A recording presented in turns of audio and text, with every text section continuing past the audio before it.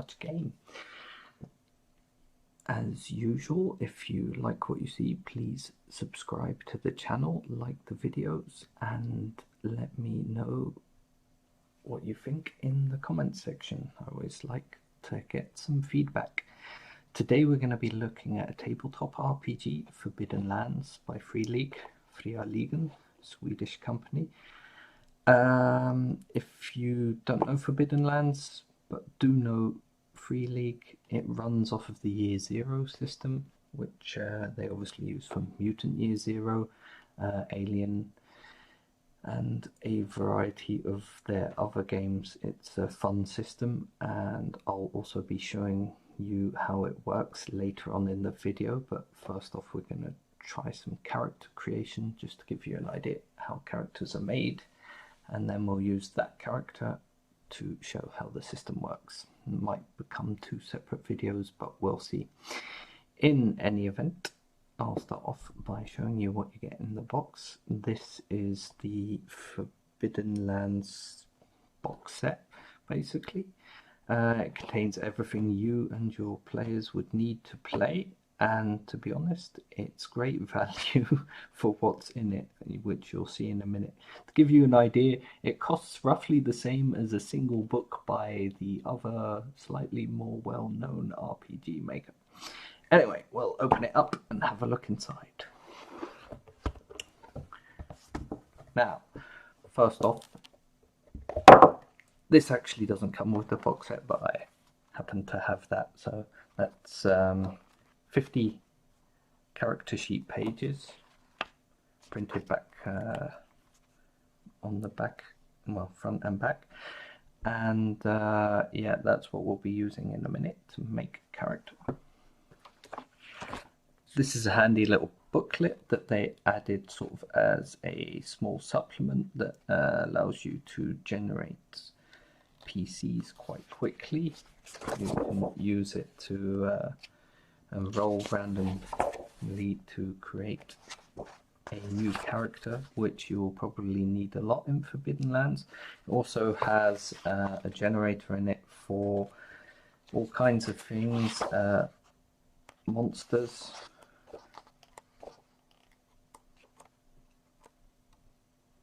and legends. Legends are sort of how you learn about the monsters and locations in the game.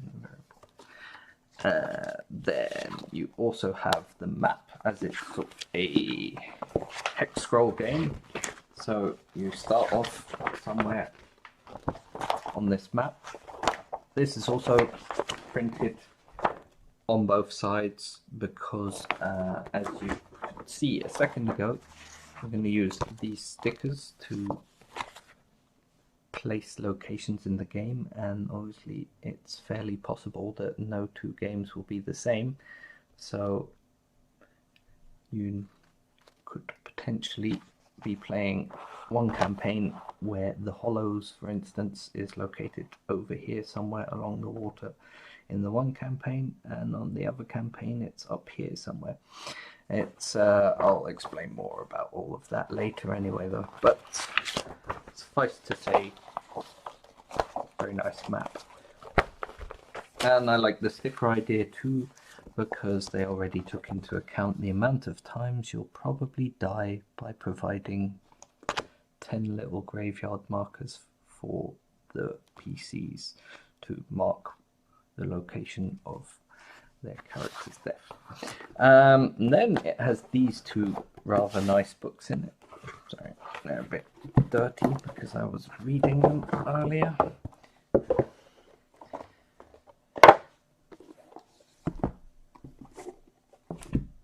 That's the player handbook, and that's the game master guide. Fairly nice chunky books as well. Also, the sort of faux leather binding makes it look quite cool as well. Obviously they're, as you can tell, they're not exactly an A4 or similar size. Let me see if I can find an A4 piece of paper to compare it with to give you a look.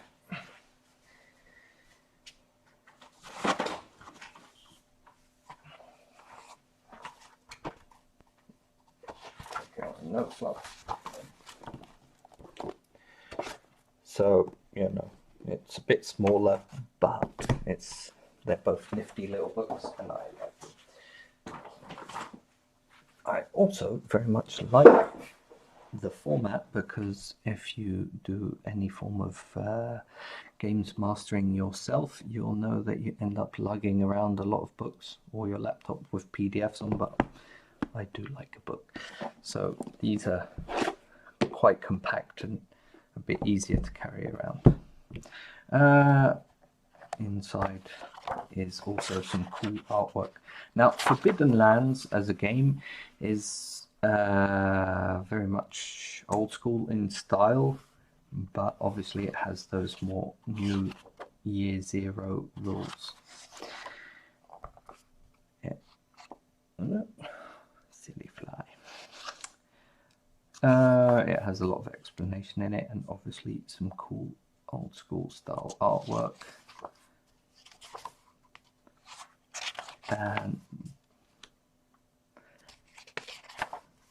And then you get to character creation, and then there's all kinds of things in there, weapons, things you can buy, all the skills, various groups, how to build a stronghold, because that could also become important during your game. If you can manage to capture a stronghold, you can sort of build it up as a base for your characters. Riding, magic, obviously, exploration. A lot of it will involve exploration during the 4 quarters of a day. You'll be moving through hexes, but you'll also be building camps and starting fires and hunting for food so that you survive. The idea is less, if you're used to D&D where everyone's sort of super heroic and super powerful, in this you're a lot less powerful, even though you have some special traits to help you along the way, but you do have to keep a better eye on your resources and food and things in order to ensure that you don't suddenly end up in the middle of a wintry night with no campfire and no food and no water, which will all be detrimental to your adventure. So, where Dungeons and Dragons, they're more bordering on the super heroic hero types. In this, your rogues and raiders and adventurers who've basically got fed up sitting at home and want to go and find large supplies of cash so that they can live out the rest of their lives in relative ease. That's the player handbook. I'll have a look at that again in a minute when we roll up a character. And this is the Game Master Guide. Starts off with the same artwork of Forbidden Lands again. Now, this has a lot more explanation on how you'll be running sessions. It also points out that you shouldn't over prepare, because a lot of it is random encounters, and walking through those hexes you'll come across things, and a lot of improvisation, possible events at their player's stronghold. And then there's a big chunk.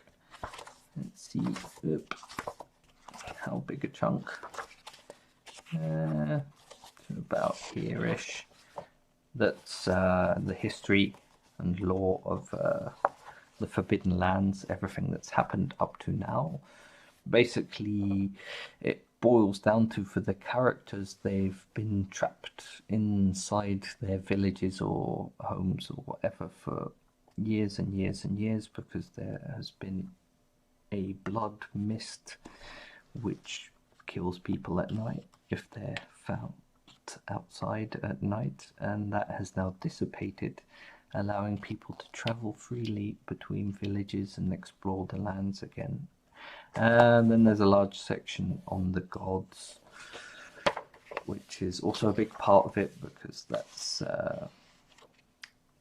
that's important for the different factions that you may come across. And then kin is obviously the different species that live in the Forbidden Lands, like humans, obviously, who have a few different types. There's Alderlanders and Aelanders and Ashleen, something like that. And then there's also elves and dwarves and goblins and halflings and ogres and orcs and everything you want in a typical old school style fantasy setting. I am Wolfkin. Yeah. Beyond that, it's got a whole bestiary in it as well. Things like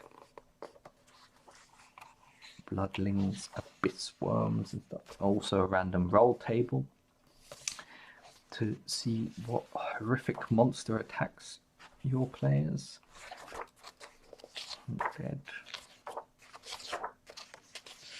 And then there's a large list of artifacts, which a lot of the items in Forbidden Lands are just normal, everyday, mundane things, and therefore not super powerful, prone to breaking as well, which we'll go through when we have a look at how the game actually plays.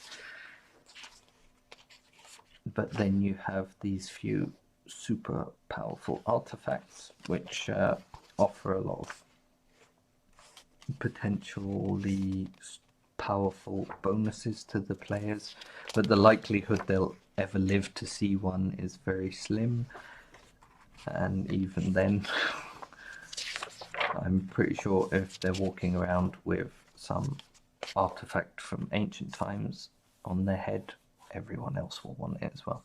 And then there's also random encounters that you can roll based on the hexes they're in at the time.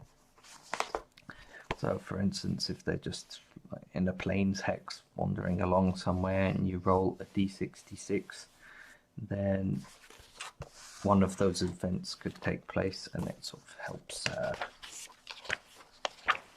the GM come up with fun and interesting stories based around what the players are up to. There's also ways of quickly making dungeons and villages and castles, which and then there's a few actual settings, like the hollows that I mentioned before is sort of what they suggest to use as the starting village that you come across, to give the players a place to launch their adventures out of before they have a stronghold of their own.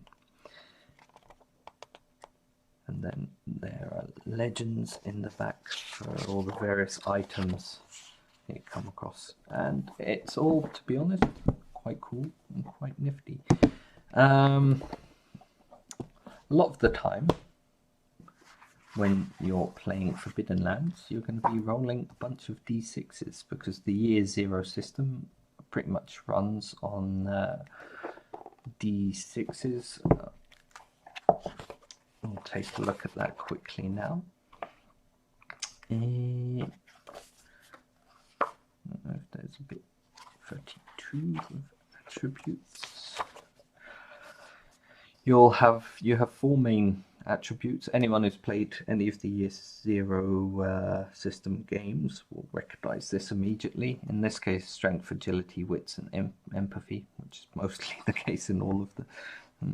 And they'll, for normal player characters, they'll range from 1 to 5, and those are your base dice for whatever you're rolling.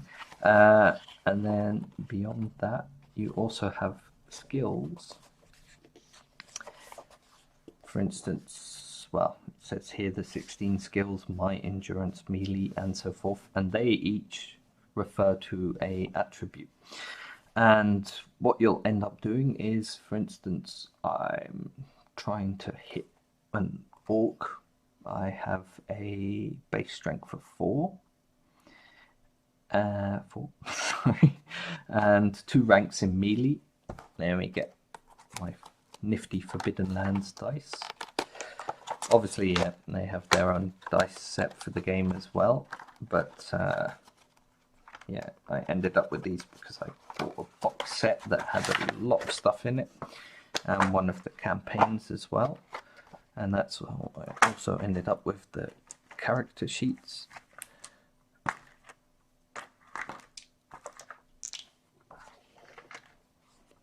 But they're cool dice. They mark the ones which are potential damage or fails, and the 6s, which is what you need for successes. And then they come in different colors because you're going to have your attribute dice, your skill dice, and potentially, if I were hitting said orc with my sword, then I'd also have a gear bonus, which is this black dice here, and the whole system revolves around looking for 6s. So in this case, I have 4 strength, I have 2 ranks of melee, and I have a sword that gives me a +1 gear bonus. If I roll those, I will come up with 1 success. So I actually did hit the orc in question and did the damage that the weapon does. Now, if I had rolled more successes than that, I could potentially do more damage. In most cases, you'll only need to get 1 success. For instance, you're jumping over something, or trying to lift a heavy object, or trying to move out of the way whilst a cart barrels past, all those kind of crazy RPG things that you can come across.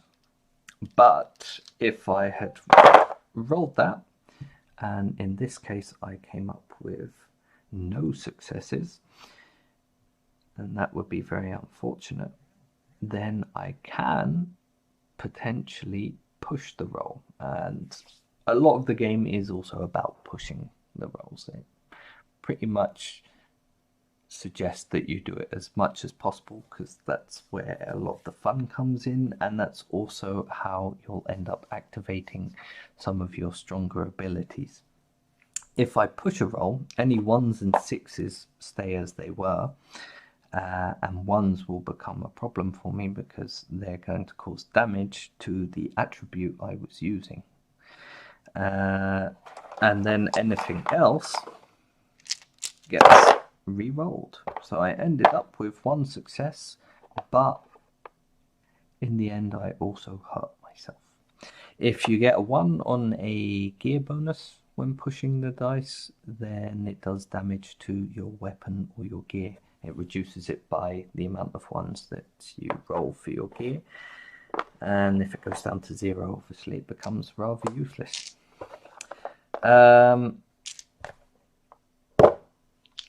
What will also happen is if you take damage to an attribute by pushing a roll, you're also going to end up with willpower, and the willpower is what you'll spend to activate your most powerful talents, your profession talent and your kin talent. And then there's a bunch of those mentioned. For instance, humans have a kin talent adaptable, and then you have the profession talents such as fighter, a hunter, and then if I can find them, yeah, then there's a bunch of general talents which don't require willpower to activate. That's also going to be your main way of leveling up. As you gain experience, you're going to be ranking up talents and skills. So adding dice to your rolls and potentially making it easier for you to succeed. Your attribute points will never really go up. If anything, they go down as you get hurt, or if you accidentally lose a leg or something, which can happen. and your attributes are actually your base damage. In fights, for instance, you're going to be taking damage on your strength attribute, which, as you'll recall from earlier, will range between 1 and 5. So obviously if you're strength 1 and you take 1 hit, then you're going to be immediately broken. If you're strength 5 and you take a hit, then your strength will go down to 4 for one thing, and you'll also be a step closer to being broken as well. Being broken doesn't instantly mean that you die, but you will take a critical injury based on the type of weapon hit, a slash or a stab or a bludgeoning weapon or some form of generic damage from falling or God knows what, or fire, which will potentially be bad for you. And also at that moment, if for instance your strength is reduced to 0 and you're broken, then you fall unconscious, so you can be finished off by your enemy or dragged off in him to be imprisoned or all kinds of things. But the same goes for the other 3 stats: agility, wits and empathy. If any of them are reduced to 0, you're broken and you'll suffer the effects of having been broken that various way. For instance, agility, you're probably going to fall unconscious or drop down on the floor and be unable to move until you've gotten better. Wits, I imagine you're befuddled and confused beyond all reason, or have become so terrified that you're just sitting catatonic in a corner. And empathy, yeah, that's also just being worn down mentally. Okay, let's roll up a character and we'll see what that looks like. I'm gonna grab this here, and I'm also gonna make a bit of use of this little booklet. Just as I told you, it gives you the ability to roll up a character rather quickly, and so otherwise you can just go through the effort of building a character yourself however you want, using one of the kin types, and then you'll go on to a profession and you'll buy skills and attributes and stuff and talents and everything. But in this case, we're going to roll some d66s and we'll see what we come up with. Put that somewhere you lot can see it. Here maybe. Running out of space already. We'll say that the white dice are the 10s and the red dice are just normal 1 to 6. So let's, I don't know if you could see that properly there. I might just roll it normally anyway. That's a 52, which if you look on this list will mean that my kin is a goblin. Now, each kin also has a kin talent, so I'm going to look that up straight away just so I can write that one down. Get further talents and talent ranks. In this case, the goblin talent is nocturnal. Goblins prefer the night and hate daylight, which hurts their eyes, and they can see in the dark and are thus not affected by darkness at all. Also, when rolling for stealth in the dark or dimly lit environment, they can spend willpower points, which are automatically turned into extra successes. You may even roll first and spend willpower points afterwards. Oh, that's not bad. Right, so I'll write that out here with my talents. Eternal. That's going to start off at rank 1. There's usually 3 ranks to things. I think actually kin talents just have 1 rank anyway, but there you go. I wrote it down anyway. And then we'll have a look. Then it gives you a bunch of potential backstories, which can help you develop, well, which will also give you attributes and skills, but will also help you develop a sort of idea of who your character is and what they're doing there. So we'll go to the goblins. This time it's a d6. Put that over there. And I rolled a fantastic 2. Scrounger. You learned as a child that the ownership of objects is nothing but a fleeting thought. You have always had a talent for acquiring things that aren't yours. It's like they just appear. Okay then. So what that does is, what that does is it will give me a starting attribute of 3 strength, 5 agility, 3 wits, and 4 empathy. So I'll write that here. Also, you'll note that I'm writing it in pen, which is probably not a great idea when you initially write out your character sheet, in case you need to change things, but there you go. We'll go with it. So I have 2 ranks in stealth. I have 2 ranks in scouting. 1 rank in insight. And 1 rank in manipulation. Usually, if you just followed the book, you would get given an amount of points based on your character's age, which you can then distribute freely.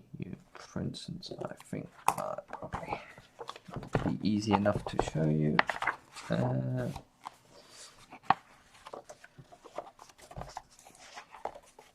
You end up with an age, young, adult, or old. And that age will give you 15 attribute points to spend if you're young, 14 if you're an adult, 13 if you're old, and then a bunch of skill points, 8 for young, 10 for adult, 12 for old, and then talents.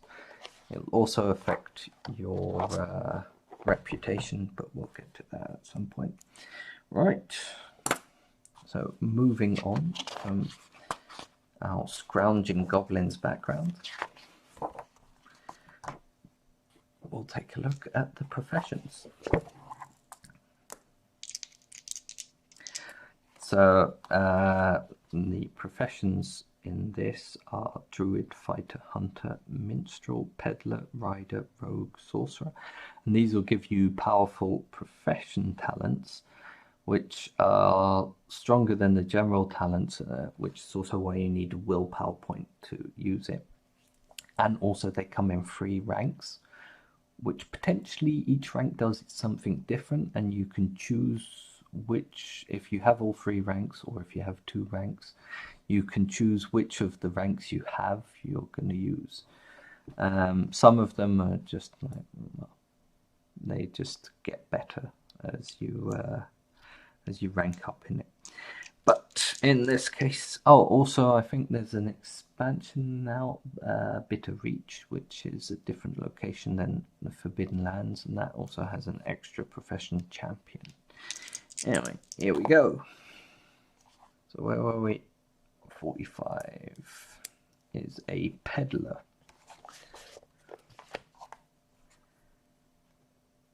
It's probably not a profession that I would be likely to choose if I were playing the game, so that's half the fun of rolling random. Then the peddler has 3 different talents to choose from: Path of Gold, Path of Many Things, or Path of Lies. We'll see what they end up with. Should have known. Path of Lies. And we'll take a look in the book at just what that means.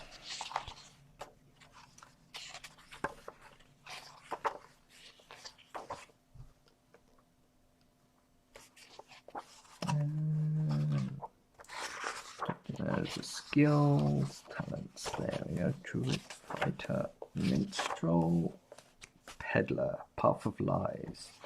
You're a master liar, skilled at both seeing through lies and telling them yourself without being discovered. At rank 1, if you spend a willpower point when speaking to an NPC, the GM must reveal if the NPC is lying or not. The GM doesn't have to reveal what they're lying about. Okay, so we'll add that to our list of talents. Path of Lies, rank 1. There you go. Then moving on, then you get some formative events in your profession, which will basically also add to your talents and your skills, and they will provide you with your starting equipment. A1,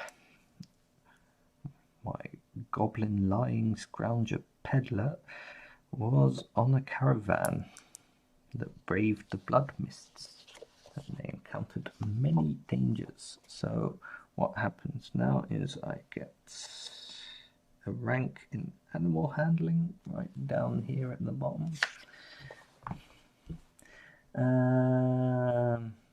Another rank in manipulation, which is handy because I already had one, so that's level 2. And the general talent of Wanderer. There you go, and 1 rank in that. We'll have a look at what that does in a minute. I'm also going to receive a donkey and a knife. So I'll write the knife down here. And the weapons, tear this out, switch it over. Mount, I suppose, will be the donkey. Donkey. I'll give it a name later. And I also have a knife. I think, well, we'll take a look at the talent I just got first, which is a general talent. So that means I can use it naturally rather than having to spend a power point on it.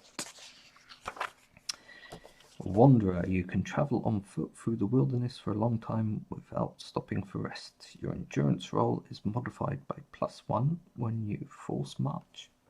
That can be handy. And then the knife that I just received.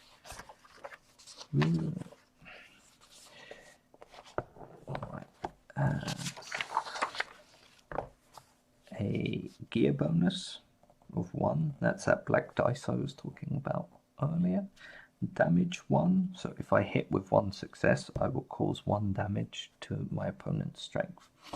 Its range is arm, which is arm's length. You have several ranges rather than feet. For instance, like in Dungeons and Dragons, you'll be at arm's length, at near range. I think then there's short and long range.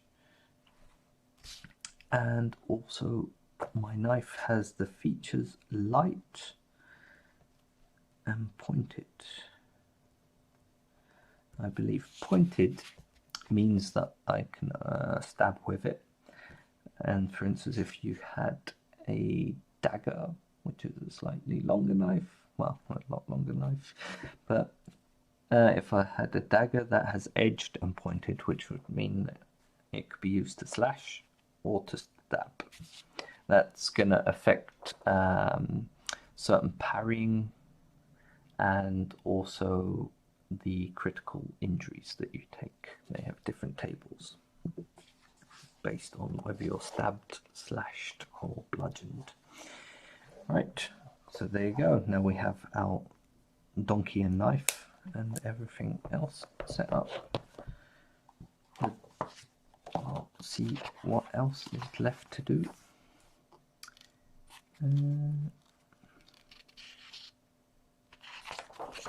I think that's roughly it. Obviously, I'm not going to make any of the bonds and connections with the group because the group doesn't exist yet, potentially. I do believe, though, based on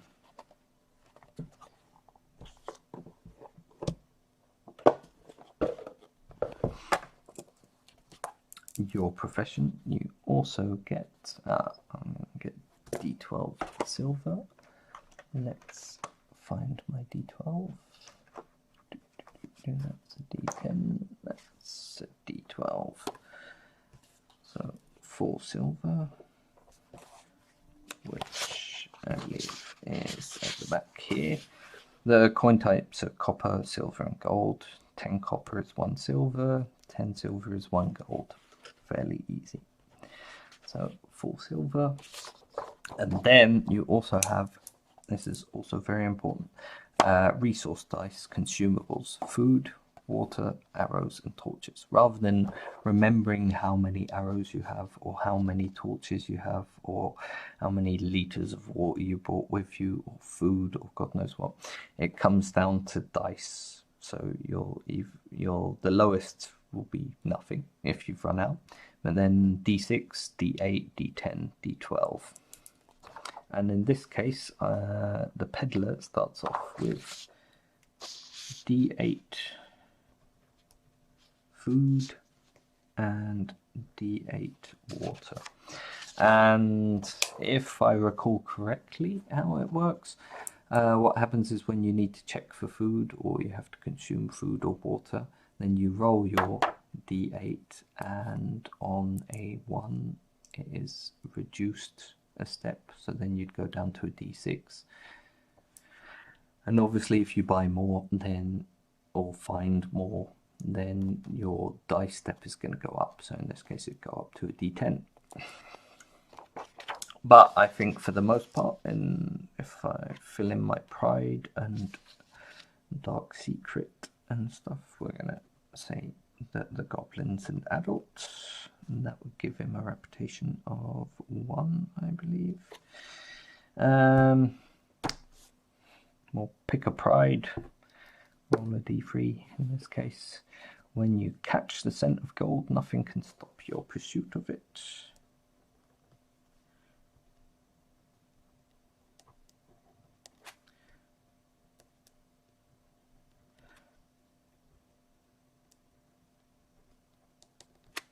Bum, bum. And then you also have a dark secret, which is more of a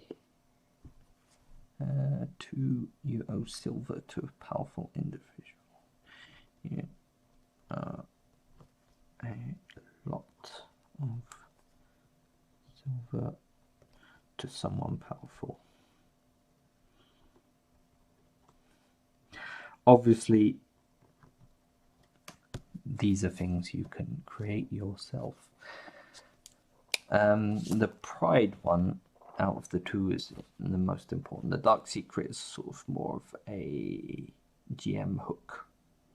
Your GM knows it and they can use it to create situations where your dark secret may come out or where you will get involved in situations because of it. Whereas your pride is basically one last method of succeeding at the unsucceedable. If, for instance, I had been trying to get past the aforementioned orc to get a large supply of gold, in this case, and I stabbed him with my knife, but I missed. Then I pushed the roll, tried to swing at him again wildly like a madman, missed again, still got no 6s, no successes. I could potentially activate my pride, and then you roll, I believe, a d12.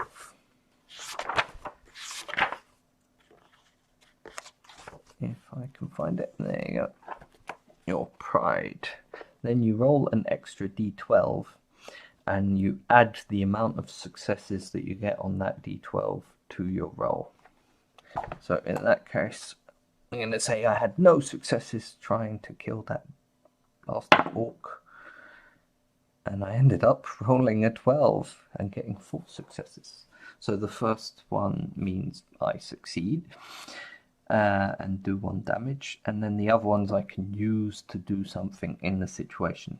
Potentially I could just say I'm going to put them all into damage, and then that's 1 extra damage for each success after the first. So in this case I did 4 damage to the orc and it fell down dead, and I got my pot of gold.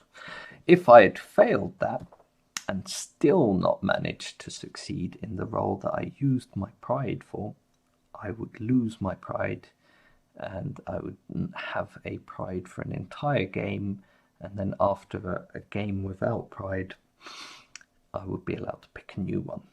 But so that is like a final effort that I can go to once per game session to succeed at something that I might otherwise fail. Right, and this is our character so far. That's pretty much it, and next time I'll give it a name, some appearance and so forth, and next time we'll run through the actual rules themselves better than I was half explaining them now whilst I went along. Sorry for that. But we'll go through them step by step and show you the rolling, show you what things can affect what and what will potentially happen, and how you can lose attributes, what that affects, the critical injury chart, obviously, how easily your character will end up dead by a variety of ways, and how quickly it is for you to roll up a new one. But I hope you enjoyed this first quick little look at Forbidden Lands. Sorry I had to rush through it a bit, but I'm a bit constrained for time today. And in a second video, we're going to look at the rules better, and we'll go through some of the stuff in a bit more detail. Anyway, thank you for joining me at So Much Game. Let me know what you think. If you've played Forbidden Lands before, if you love Fria Ligan games. I personally quite like a lot of their products, and what else you might potentially want to see on the channel. Obviously, like, subscribe, and let me know what you think. Stay safe and stay gaming.